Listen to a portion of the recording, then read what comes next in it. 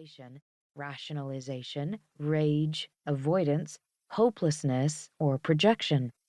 Shame-informed therapy is continuously searching for hidden core shame and the defenses against it. It is only when the clinician begins to see the client through the fine-tuned lens of shame that it becomes more evident how most of these symptoms could represent a defense against shame. Core shame is so painful and contagious that the witness to shame often looks the other way. Therapists are no exception. The origin of the word shame means to cover. A client's unconscious shame can be so powerful that the therapist can get caught up in the projections and thus feel inadequate to the task. It is important for shame-informed therapists to look at their own unconscious experiences of shame-proneness in order to better tolerate and co-regulate with clients. Early shame researcher Helen Lewis called shame the sleeper emotion because it is not easily recognized, and she proposed that when therapists fail to recognize core shame as a critical aspect of treatment, problems worsen.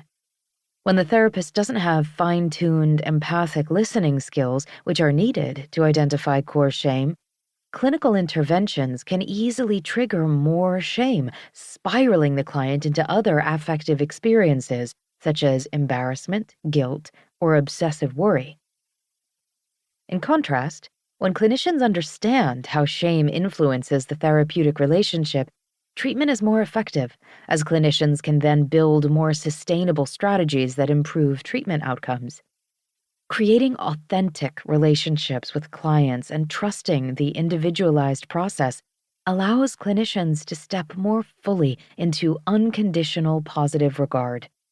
This process allows the client to feel good enough as the therapist sees into and feels the client's experience with empathy, which is the antidote to shame.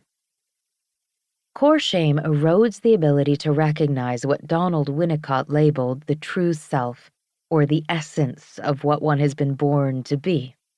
Instead, a false self emerges, and in an attempt to feel lovable, clients create stories about themselves based on what others have suggested they become, or they develop faulty coping mechanisms.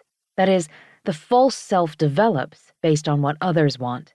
It overconforms and only loves conditionally. It hides, covers, or denies feelings. Shame-informed therapy offers tools that help clients excavate their true self as they begin to recognize the defenses against core shame they have developed over time. This involves integrating the right and left brain functions, as well as regulating the autonomic nervous system in order to reconstruct a more authentic self.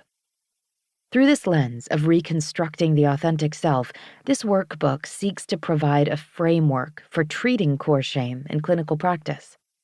It provides some guidelines that help clinicians excavate the origins of shame and better identify the nonverbal, unspoken, and unseen aspects in their clinical work. It is intended for mental health professionals who work with clients struggling with anxiety, depression, mood disorders, relationship difficulties, or chronic low self-esteem. However, the exercises in this book can be helpful in other circumstances as well, as core shame is a universal human experience. What is in this book? The workbook is divided into 2 parts. Part 1 helps clinicians look more closely at the therapeutic process from the very fine lens of shame-informed therapy, providing an overview of early shame research and current neurobiological findings, illustrating how core shame gets wired into the brain and nervous system. It also discusses the stages of building and maintaining a therapeutic relationship characterized by empathy and safety. Part 2 provides a multimodal approach for working with right and left brain co-regulation and the autonomic nervous system in therapy. This approach integrates Stephen Porges's 4 therapeutic R's. 1. Recognizing the autonomic state the client is in. 2. Respecting the adaptive survival response. 3. Co-regulating with the client into a state of safety. And 4. Restorying. With other bottom-up and top-down psychotherapy approaches, creative arts, metaphor,